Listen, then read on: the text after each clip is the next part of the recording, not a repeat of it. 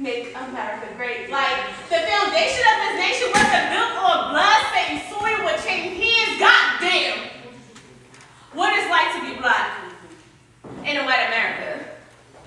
They say that slavery is nothing but a tall tale that my ancestors tell just to pass the time.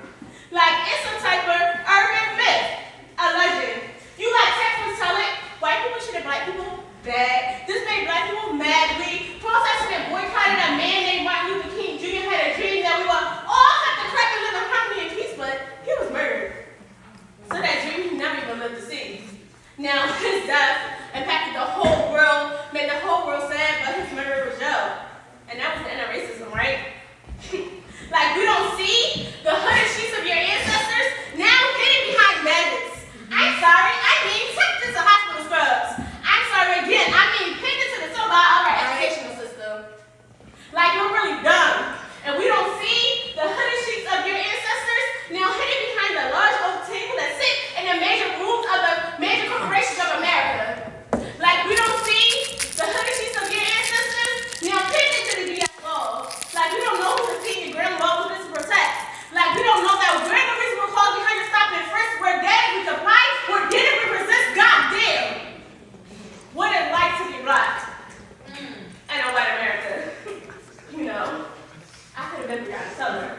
I mean, that could have easily been me. Right. Both born in the summer of '93, both a little thick. Love to express our personalities with different weaves. Both working in the healthcare industry throughout this whole quarantine and just need a night's sleep. But you tell me, how am I supposed to rest my head on my pillow at night? How could I possibly get a disease when it's been over a year since her murder and her murderers are still roaming the streets free? But yet, everybody went back to normal. You also easily forgot about her. What hope is there for me? What would it like to be black in a white America? Yeah. You better go off, poet. But also, all the people in the room that never heard me. Like I said before, my name is Nicki, the poet. I'm nothing but a former shy girl who filled her voice with poetry. I said former shy girl because if you know me, I love looking into the crowds. Shadow child, never doing anything too risky or too wild. I was the type that always kind of inside the lines. You know I love to play it safe. But deep down inside, there was always this voice that was trying to escape, but I tried the barrier. Under religious expectations, I tried the barrier. Under societal obligations, I tried the barrier because I was afraid that the world wasn't ready to see what was deep down inside of me. You see, I had to keep this beast under lock and key. But little did I know, a pen was a key. Right. Because once we stroke with a pen, we stroke with an H, she came seeping out. A pen was a key that let this beast out, and out she came. With so much power and authority, she could no longer be contained. And little did I know that Nicki would be her name, and she was a poet. And the world would be forever changed by her pen. She was a poet. Okay. Her strength, deep down with pen, she was a poet. Far more complex than the roses being red and the violets being blue. For what is a poet? If they don't challenge the inner demon in you. Okay.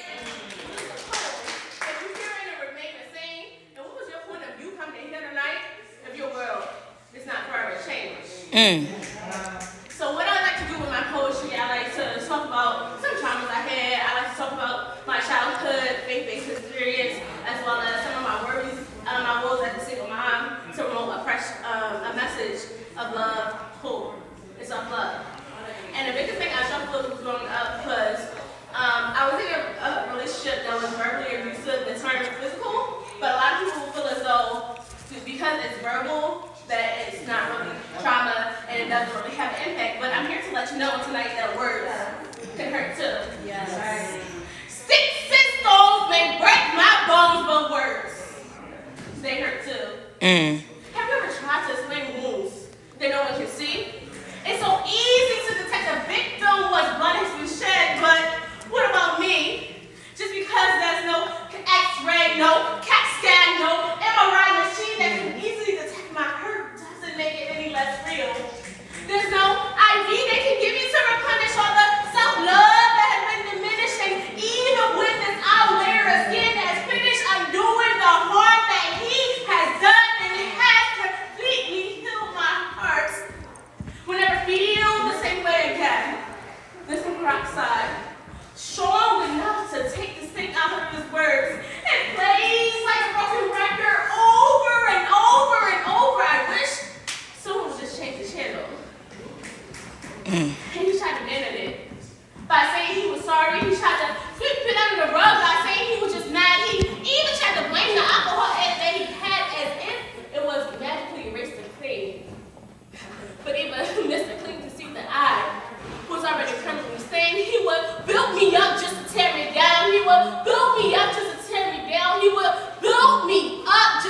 down.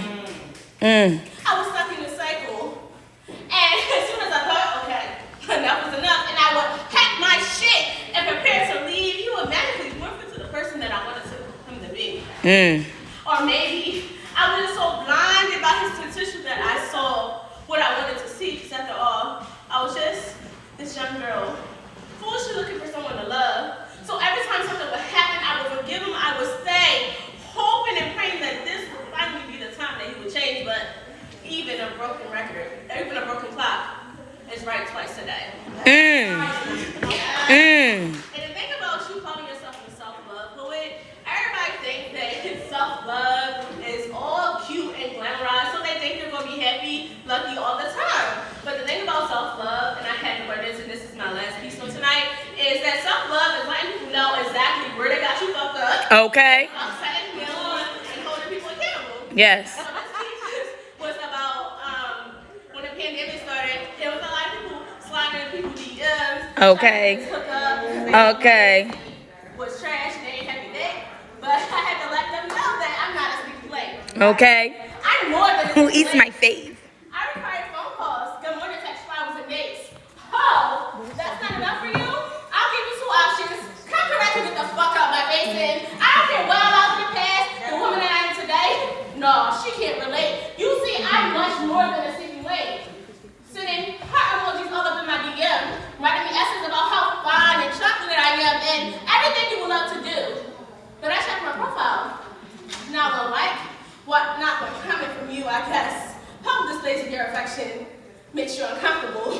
Which is funny because you sent me a picture of your erection even before you knew my name. You said you were feeling my work, that you love my poetry. But if you really watch my last couple videos, you would know that I hate that shit.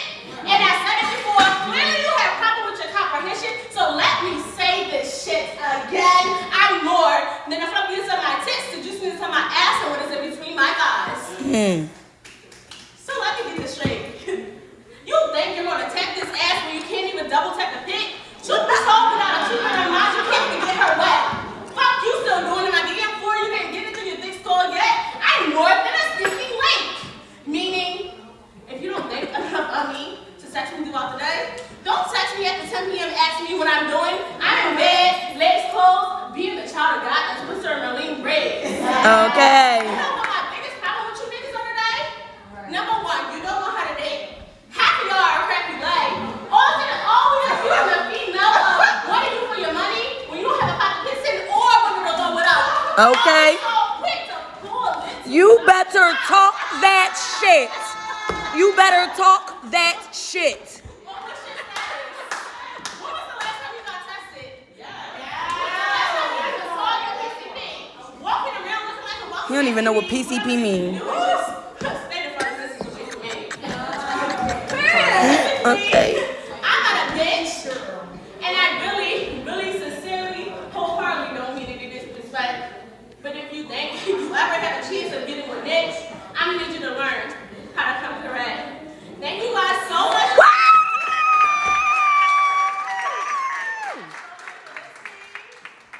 Like I said, my name is Nicki the Poet. I'm Nicki the Poet on all social media platforms. I do have a couple books out. Yeah, you do. A couple. You can find all my books on NickiThePoet.org. I have a clothing line as well, Nicki Apparel. I got some new stuff to drop for the spring, so just be sure to check me out. I am being featured in a play on May 6th. May the 2nd. Edition of Poet, Nettie on Poetry is in a play, and I think Will's actually hosting. So be sure to check me out. Thank you guys.